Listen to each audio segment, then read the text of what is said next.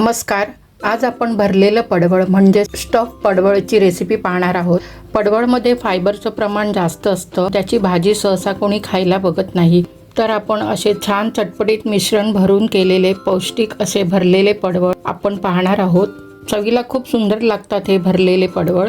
मी श्रावणीच home किचनमध्ये तुमचं मनापासून स्वागत करते. चला तर मग रेसिपीला सुरू करू. इथे मी पडवळ घेतलेलं आहे. हे पाव किलोपेक्षा थोडं कमी आहे. हे आता आपल्याला कट करून घ्यायचे. एकसारख्या आकाराचे कट करून घ्यायचे.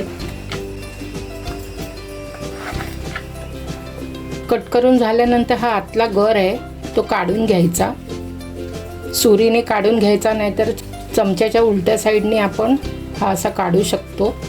हे अशा पद्धतीने मी कापून घेतलेत आणि ह्याच्या आतला गर काढून घेतलाय.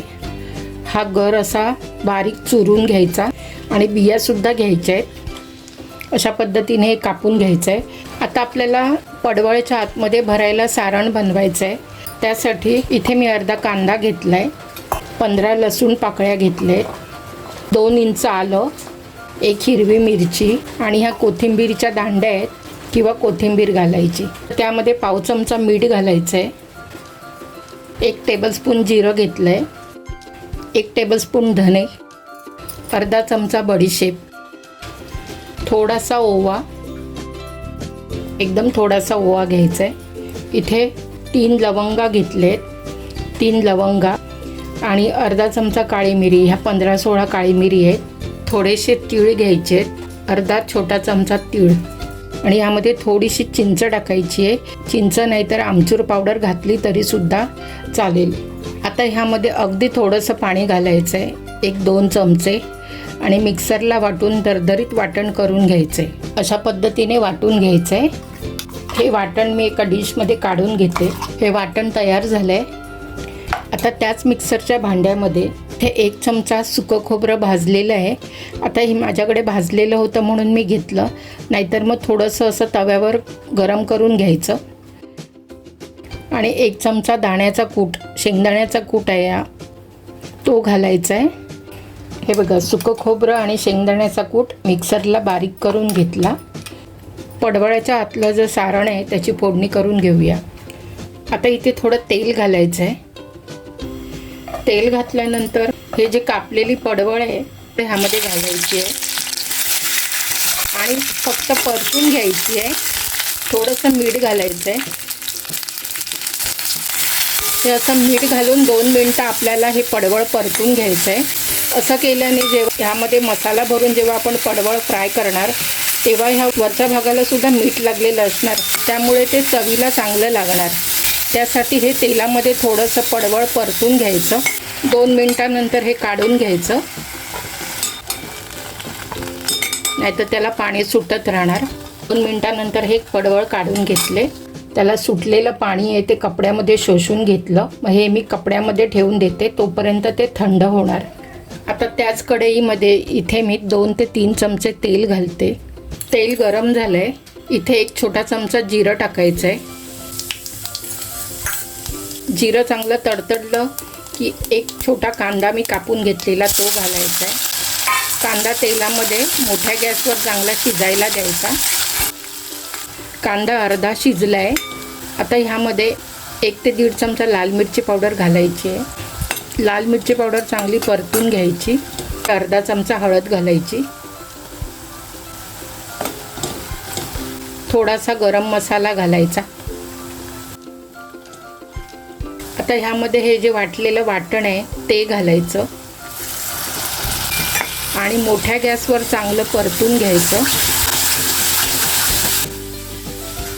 2 मिनिट चांगलं शिजू द्यायचं. आता ह्या वाटणाला तेल सुटत आलं आहे. पडवळचा आतला गर आहे बियांसकट ह्यामध्ये घालायचा आणि परतून घ्यायचा. आधी वाटणामध्ये मीठ घातलं होतं, तर इथे मी पाव चमचा सेंदव मीठ घालते, पाव चमचा सुंठ पावडर. आतमध्ये इथे मी वाटणामध्ये चिंच घातली आहे. चिंच घालायची नसेल तर आमचूर पावडर घालायची. 2 मिनिट शिजायला द्यायचं आहे. 2 मिनटं झाली आहेत. आतला भाजीचा गर शिजला आहे. इथे पाव चमचा हिंग घालायचा आहे. हिंग घातल्यानंतर इथे 1 चमचा बेसन घेतलं आहे, ते बेसन घालायचं. बेसन चांगलं ह्यामध्ये परतून घ्यायचं. आधी मीठ घातलेलं आहे तरीसुद्धा थोडंसं इथे मीठ घालते, पाव चमचा मीठ घालते. मीठ चवीप्रमाणे घालायचं आहे. आता बेसन घातल्यानंतर शेंगदाण्याचा कूट आणि सुकं खोबरं जे भाजून वाटलेलं होतं ते घालायचं आहे. छान परतून घ्यायचं. आता इथे चिंच घातलं आहे म्हणून थोडासा गुळाचा खडा घालायचा. गूळ ऑप्शनल आहे, नाही घातलं तरीसुद्धा चालेल, पण चिंच घातलं आहे म्हणून ह्यामध्ये थोडं गूळ घातलं की त्याची चव चांगली लागणार. सारण चांगलं शिजत आलं आहे आणि ड्राय पण होत आलं आहे. आता ह्यामध्ये कोथिंबीर घालायची आहे. मिक्स करून घ्यायचं. हे बघा, हे सारण आता कोरडं झालं आहे. गॅस बंद करून थंड व्हायला द्यायचं आहे. हे सारण थंड झालं आहे. आता पडवळमध्ये भरून घेऊया. असं चमच्याने भरायचं किंवा हाताने भरायचं.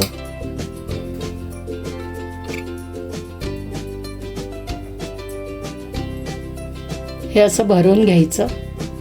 हे सगळे मी आता भरून घेते. असे सगळे पडवळ भरून घेतलेत. आता हे फ्राय करून घेऊया. इथे मी तेल घातलं आहे. तेल गरम होईपर्यंत गॅस फास्ट ठेवला होता. आता गॅसची फ्लेम मीडियम करायची आहे. हे आपले भरलेले पडवळ फ्राय करून घेऊया.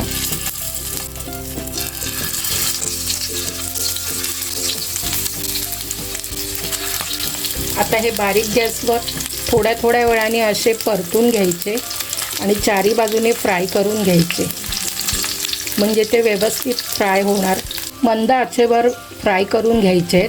मोठा गॅस केला की हे आतलं सारण बाहेर येणार.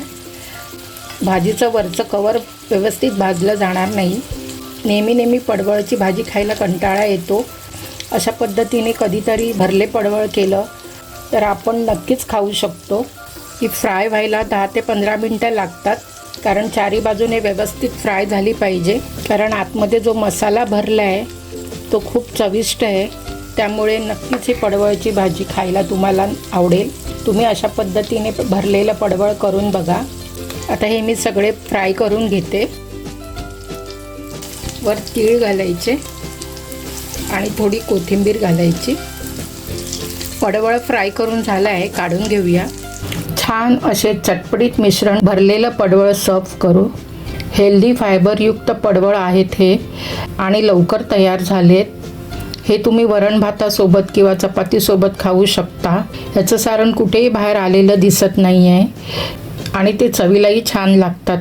अशा प्रकारे तुम्ही नक्की ट्राय करून बघा. व्हिडिओ आवडला तर लाईक, शेअर, सबस्क्राईब करा. बेल आयकन क्लिक करा. माझी रेसिपी बघितल्याबद्दल धन्यवाद.